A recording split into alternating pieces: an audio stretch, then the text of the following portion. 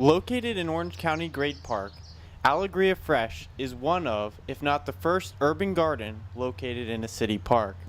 Utilizing different forms of hydroponic and vertical farming methods, the 1-acre solar-powered farm is completely off the grid and built as a demonstration garden.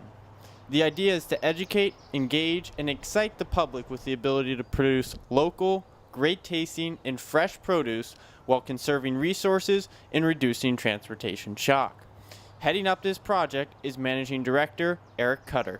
I've always tried to be what I call earth kind or conscious about all the riches that surround us, but I never really saw myself as a farmer until late. And when I started thinking about that, I said, what would it take to actually bring very nutrient dense, high nutrition food into the city? Is it possible to move food closer to where people live and work, and if so, what would it take? It took a collaboration between the city, local politicians, and the persistent hard work of Tom Larson, who is the manager of farm, food, and landscape at Great Park. We have people come from all over the world saying, wow, we have old areas, can you help us? And we're here to help them. So we want to be the resource, we want to be the model, and we want to be the cheerleaders to get this project and what we're doing here spread throughout the rest of the country. Today, the farm has well over 60 different varieties of produce and herbs, using a combination of both old and new technology. Well, we've got a vertical stacking pot system. That's number one. That's all hydroponic. That uses coconut fiber or coir as the media. We have a horizontal vertical system, which is kind of an oxymoron, but it's a horizontal hydroponic system that uses coconut fiber in bags. We have another system called garden socks, which is a very promising system that is actually a polypropylene tube or sock that we fill with our own hybrid compost blend. And we're actually doing a hydro-organic nutrition protocol on it, which is working exceptionally well. Hydroponic nutrients we use are non-petrochemical, naturally occurring nitrogen, phosphorus, potassium. They're water soluble, they're very bioavailable to the plants, and we add about 13 trace elements to our hydroponic solution. So hydroponic nutrients can fill a void. Now, our bodies need 90 minerals, including all the traces, to survive. So where does the other 77 come from? That can only be done by live bacteria, fungi, etc.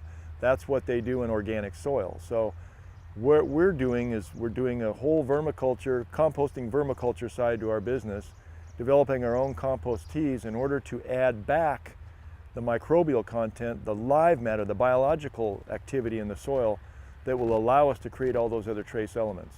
On our vertical systems, about 90 to 92% less water, 50% less fertilizer, 70% less land is required. On the garden sock system, we call it the Alegria Socks Farm, we're getting about 70% less water usage and 50% less fertilizer.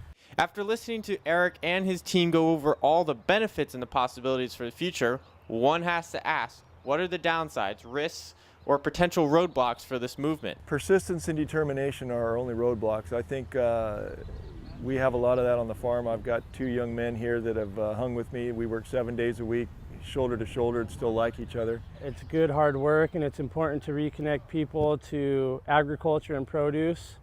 Most people don't realize that their food comes from a farm, especially the younger people. They think it just appears in grocery stores.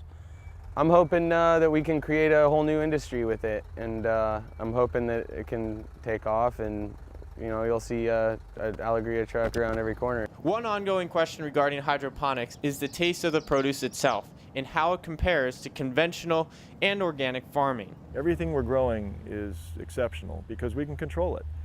And at the same time, we're growing 2 to 3 times as much yield using a lot less space and a lot less water and a lot less fertilizer. So it's starting to make a lot of sense. After speaking with 6 different individuals at Alegria Fresh, one common theme rose above the rest. Recognizing the importance of being able to engage with the public on where their food comes from and why it matters. I'm challenged every day. I wake up with an amazing sense of possibility, which I think is probably makes me one of the richest guys in the world because I'm never bored. Of course, I don't get a lot of time off. I don't get to fly fish as much as I used to anymore, but I get to do something that's really important to me, and that is to show people how to feed themselves. I mean, I'm actually teaching people to fish now instead of going and catching a fish. People like to say that the stuff they get at the stores over the counter is medicine. I don't think of it as medicine. I think of that as sick care. This is health care right here. You know, this is like the preemptive strike for your immune system. This is the finish line for them. You know, they started with Whole Foods, they went to Sprouts, then they hit the farmers markets, and then now they can go right to the farm, and that would be ideal for everyone.